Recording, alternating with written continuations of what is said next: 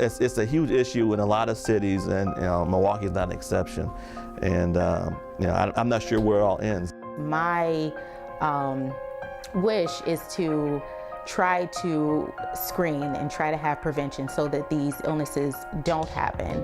Well, we have to get out in our community. We have to educate everyone about health care, resources that are available.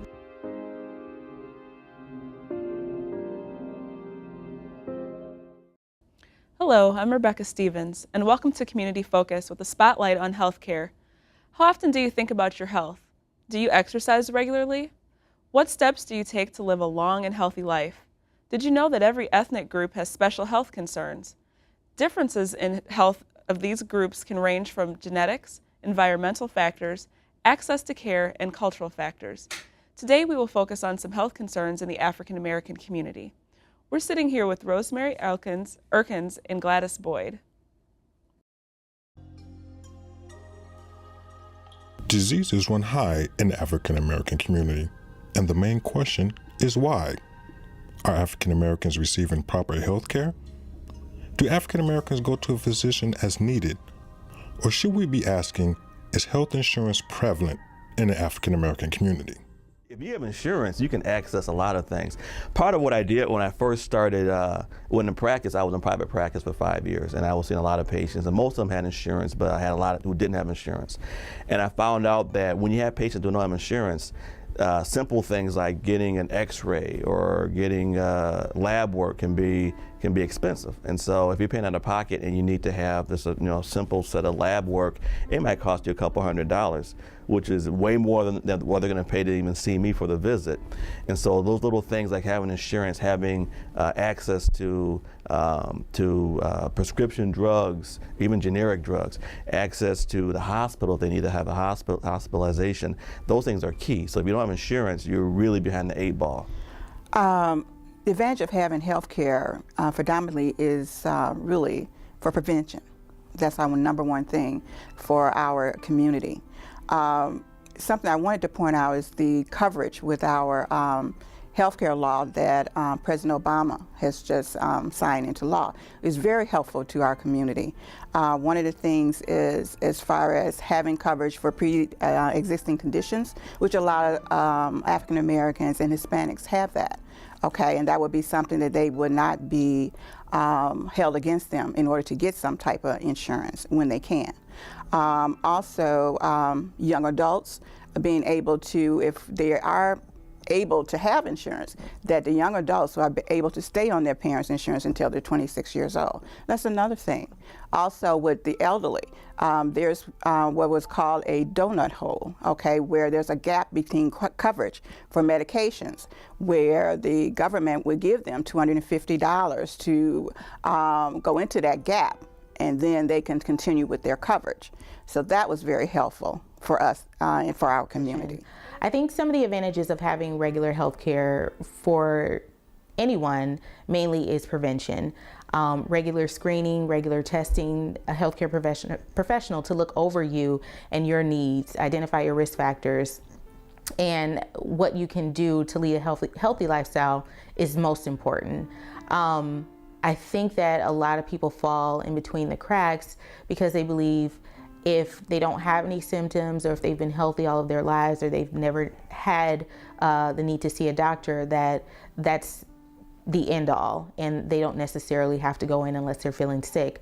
But a big part of being healthy is maintaining regular prevention, and being a family medicine doctor, that's really important. That's really what I try to educate and promote with my patients. If we can have individuals come and receive health care before they get sick. If you have hypertension or diabetes, you get that preventative care. Then you don't end up in the hospital with your hypertension out of control or your diabetes out of control, which leads to other problems then. So it's a key, health care is a key preventative measure for any community, not just African Americans and Hispanic, but for everyone. In some parts of the African American community, trust is a big issue when it comes to health care. By them, they have to get out into the community. They have to develop a rapport. You know, myself and as well as, you know, all individuals, you have to develop a rapport with your doctor. You have to talk to your doctor, ask questions. That's the one thing. Don't be afraid to ask questions. There are no dumb questions. You have to ask questions. That's how we find out things. And if you're not sure, then ask somebody else. If the doctor tells you, gives you a diagnosis and you don't believe it, question him, go get a second opinion, ask another doctor. But you have got to ask questions so you can make yourself aware of all of the advantages, the disadvantages, the pros, the cons. You have to ask questions. You know, if you're seeing a doctor who looks like you, you're more likely to trust what they're going to say. A lot of times patients will tell me, I went to this doctor and they want to experiment on me. Now, sometimes it's not experiment, it's just that, you know, we don't know exactly what to do, so we might try this, we might try that, but they think about experimenting. And that goes back to that Tuskegee issue, you know, where they did a study with men who had syphilis at Tuskegee. And this is back in the 1920s, and it went on up to the 60s. But these men had syphilis, and they had antibiotics to treat them, but they decided not to treat them to see what would happen. And so their syphilis went to these stages that normally, you know, they shouldn't have gotten to, and some of them had, you know, problems with blindness and neurological problems and all kinds of things that, you know, that really shouldn't have happened, but it's part of an experiment. Now, you know, the medical community has put a lot of things in place now, so those things can't happen. You can't experiment on someone without their permission. It helps if it's someone that they can relate to, so maybe another African American healthcare provider, such as a nurse, because African American or minority nurses are well respected in the community, and they're more apt to believe someone that looks like me, so that is a positive. I think that there may be some fear in the African American community associated with seeing a healthcare provider on a regular basis, or even going initially, for a few reasons. One may be just the lack of trust in thinking that the healthcare provider doesn't have your best interest at hand. African Americans in America obviously have had a long and sort of rocky course. I think obviously things are much better than they've been in the past, and we have come a long way just as American people in general in accepting differences. But it's hard when you have situations like the Tuskegee experiment, in which people were deprived of treatments when there clearly was one, just as an experiment, which obviously is completely unethical at this point. So having that in the background, some people just don't have the ability to get over that. What's so great about my position is I act as a buffer to a lot of those patients who are, they walk in the door and they're immediately afraid of. They're afraid to ask doctors questions. They are afraid to seek a second opinion. And I just let them know that it's your body, it's your life, it's your insurance, it's your choice.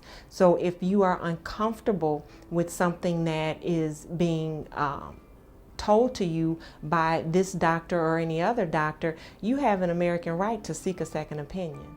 I think another component, especially in the younger population, may be the unwillingness to not accept a diagnosis. When you've been told that you have something that is chronic or life-threatening, some people don't want to hear it, and so they'll say, I'm just not going to go to the doctor, or they'll ignore either warnings from their physician and that they may be developing a certain illness, or a diagnosis completely. They're not going to take medications. They're just going to completely be in denial. You know, having a diagnosis, a new diagnosis of HIV, there are definitely people who are not able to cope with that because of the stigma that is associated with it. Once healthcare is established and trust issues are resolved, some African Americans would feel better if they were seeing African American doctors. But is there an abundance of African American doctors in the community? As far as physicians, there is not. There's less than 5% in the whole United States. So, and that becomes from a socioeconomic perspective. Our African American men are not getting through school. Okay, and so if you're not getting through high school and going on to college, that definitely is going to affect those numbers. The issue of having doctors who look like patients can be a big problem, especially with African Americans. If you look at MPS, look at our school system. We're not producing students that are, that even at the caliber to be doctors, at this point. And there are very few that come through. And the ones that really are good enough to be doctors, they usually end up leaving. They go to Atlanta, they go down south somewhere, and a lot of them don't come back. And so it becomes a big problem. The ones that are here tend to be overworked because patients want to see a doctor that looks like them. And so when they find a good doctor, they'll tell their friends, and so you get busy. But you're busy with a lot of patients who have Medicaid insurance. And so we disproportionately, as Black doctors, are treating patients that have poor insurance or no insurance. And they really have this feeling like, you're supposed to have my back. If I don't have insurance, you're supposed to find something for me. And we do a lot of that.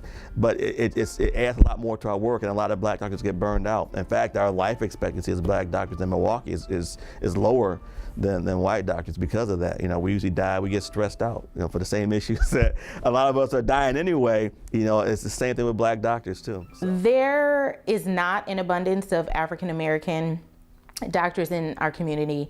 Now, whether that makes a difference in how African Americans are treated as patients, no, I don't think so, from my point of view. But I think that if they had people in their community where they could feel that connection and identify with, whether it's color, whether it's religion, whether it's something from their background that can break the boundary of them not being able to connect with their physician or their healthcare provider on another level besides in the office in a patient-doctor relationship, I think that would be good. But there is not an abundance, and it could have a lot to do with where we are, Wisconsin in general.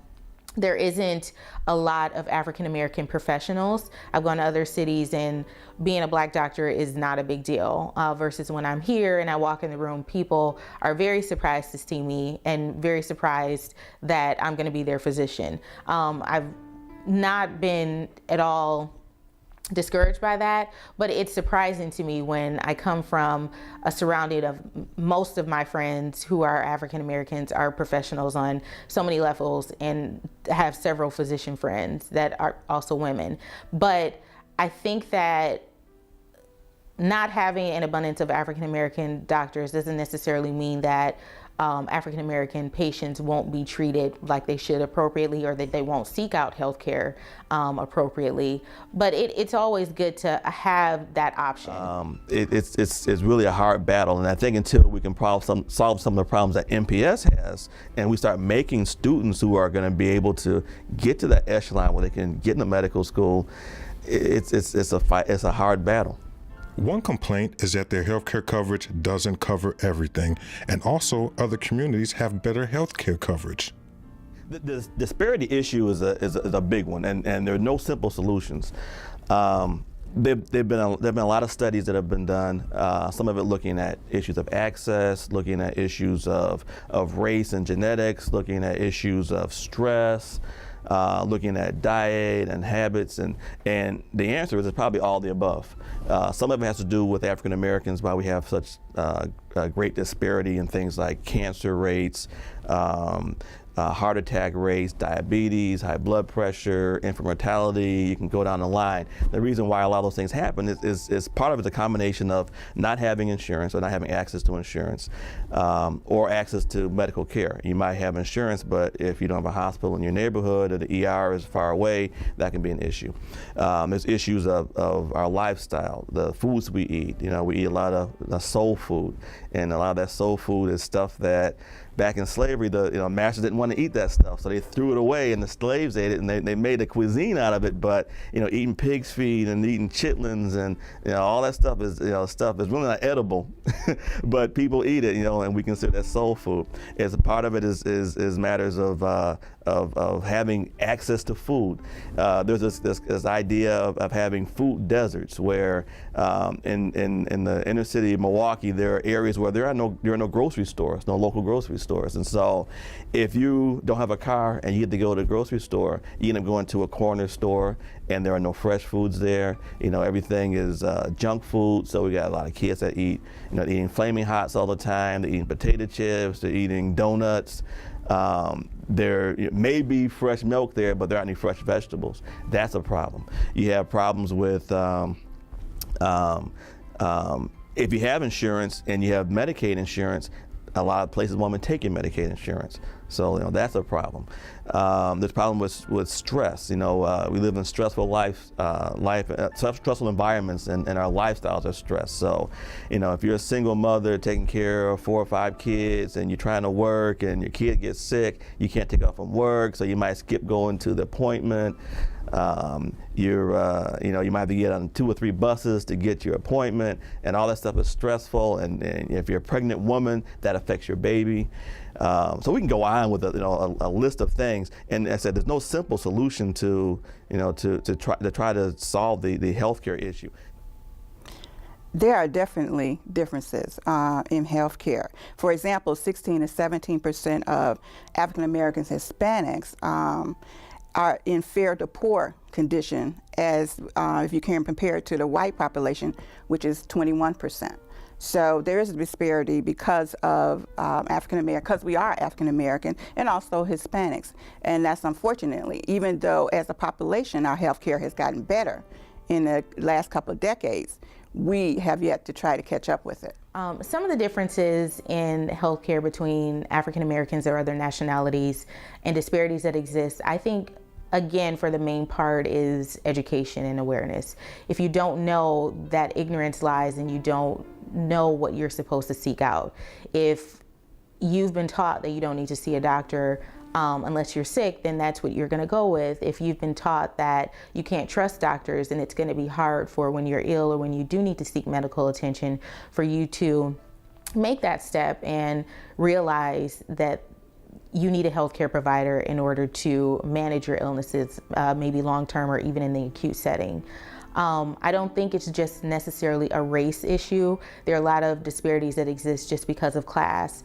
Many of my patients have trouble just affording their medications, even when they're on insurance. And so I have to see what their illnesses are, what they can afford, what's most important, what can we get by with this month, and what can be pushed off into the next month sometimes when you have to decide between your medications, your food, or other basic necessities. It becomes really interesting, a dynamic, and things that some people never have to worry about, but these are real circumstances. The average African American in the state of Wisconsin has state insurance, which doesn't allow them to get some of the medications that they need. Medications are denied, just basic medication, cholesterol medication, diabetes medication, high blood pressure medication. So we have to try to find not the best, but an alternative medication for these high-risk patients to take. Now, some of it also, and I think a lot of times we kind of think that, it's racism. And racism definitely is a part of it. There was a study that was done at Harvard that looked at they took actors and they gave them a script for angina, which is heart chest pain. And so these actors, they did the same gestures, they used the same words, they followed the same script, and they went into these doctors' offices and they said, I have this chest pain, it starts here, it radiates up to the left side of my neck, I get sweaty with it. And in the study, they found that the white actors were much more likely to have a catheterization, which is a heart test where they inject dye into the heart to try to fix the blockage, than black patients were. So, and there was no difference in their social economic status. There was no difference in their age. There was no difference in some cases the gender. They all had the exact same wording, and so they found these differences. So racism is part of it. So. I said it's a very complex question, and it's complex answers to why do we have these healthcare disparities and how do we fix them? And it also depends on the type of job you have. A banker may have what we call Cadillac insurance, and if I am a CNA working at a facility, my insurance may not be as good. The insurance may not offer as many perks as the banker would get with his job. The insurance may be much more. The cost of the insurance may be much more for the CNA or a part-time worker. The insurance is much more. So therefore, they wouldn't be able to maybe afford to pay that insurance, and they may forego it or take a lesser so that they can have more income to take home with them to pay bills. But looking more at race, I think that because I have a wide variety of patients, I wouldn't say that most of my patients are African American, but I definitely deal with a lower socioeconomic status of patients, that a big issue is just not knowing what they're at risk for, not knowing how their lifestyle plays a part in their health, what they eat, lack of exercise. And that knowledge, more than anything, when they leave out of the office or when they leave out of a visit with me, if I can teach them one thing that's going to help them through the next few months or the next few years, I think is more important than anything in healthcare. And as healthcare providers, we need to continue to push education and awareness in our patients. We're sitting here with Rosemary Erkins and Gladys Boyd. Could you ladies tell me a little bit about what you do here at Milwaukee Area Technical College? I'm Rosemary Erkins, and I'm the program coordinator for the practical nursing program here at Milwaukee Area Technical College. I've been here for almost 25 years. And I'm Gladys Boyd. I'm one of the faculty in the PM program at MATC, and I teach first semester and second semester in the PM program. So, in what ways is healthcare promoted in the African American community? There are several ways it's being promoted, like we said, through clinics, even at the malls, at the grocery store, trying to get African American population more aware of, especially for prevention. Mm-hmm. If we can get them in before something happens, before the diabetes, before the hypertension. So we try to promote healthcare out in community in places where we know they will be, right, and try to get them at those places that we know that they were frequent, mm-hmm, and try to get them into a healthcare setting, mm-hmm, and at least we even do screening, right, in those places. Okay, for churches the diabetes. Are also good too. Right. Churches and any the programs in the community, like the WIC program. Mm-hmm. There are different programs in the community, but if you can get them in their community, involved in the community, bring the education, bring the information to them, and that's an avenue to reach them. Mm-hmm. Especially even at earlier ages. Yes. You can do that. I think North Division also had a clinic inside their school, so they were able to reach the teenagers that are there in school, so it also helps there. Anywhere in the community, the earlier we reach them, the better it will be for our community, for us, for everyone. Mm-hmm. That's true. So what can we do to get African Americans to kind of get into thinking and getting healthy? Well, the First Lady's program for obesity, mm-hmm, has been very helpful in the community. To get them more, especially we got to get with the young people, okay, especially with exercise. Yes. Okay, that's what we don't have in the community. We need for the kids to run. We need them to get away from the computers and get video games. Yeah, right, in the video games, and coupled with a healthy diet. Right. Okay, that's what needs to happen. So when you're talking healthy diet, what exactly, for those that may not know? Well, the basic diet, the fruits, the vegetables. In our community, and no disparity against McDonald's, but the $1 hamburger, okay, the $1 French fries is so easy to get, right, whereas with food prices, the healthier foods are more expensive. Right. And then we just have to educate. Education is very important, because lack of knowledge is is prevalent. And so if we can get out and educate and provide resources and make them aware of what is available, there are alternative places that you could go. Again, the WIC program provides milk, and there are other programs out there that provide fruit and vegetables for them at reasonable prices, and some other places they're even free.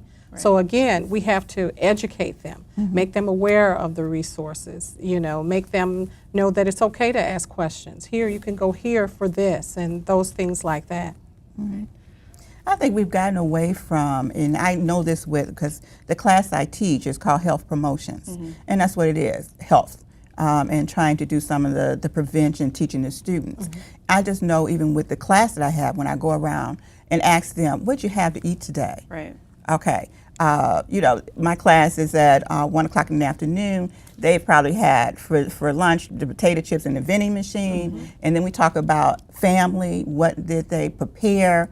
And they're very honest, and they say, we go to McDonald's. We don't sit down at a meal anymore. We don't prepare a meal anymore. That takes. It's really instant. They want, if breakfast is instant or microwave. Exactly. Right. Well, we really want to thank you ladies for coming on and just talking to us about the health disparities in the African American community and kind of how to get things back on track. Right. Just want to thank you just both so much, Rosemary and Gladys. Thank you. And also thank you in the audience for joining us today. Like I just thanked you guys. There are so many problems that we face in the African American community, and you ladies are doing a great job to help us with that. Until next time, I'm Rebecca Stevens. Stay healthy and happy. Good night.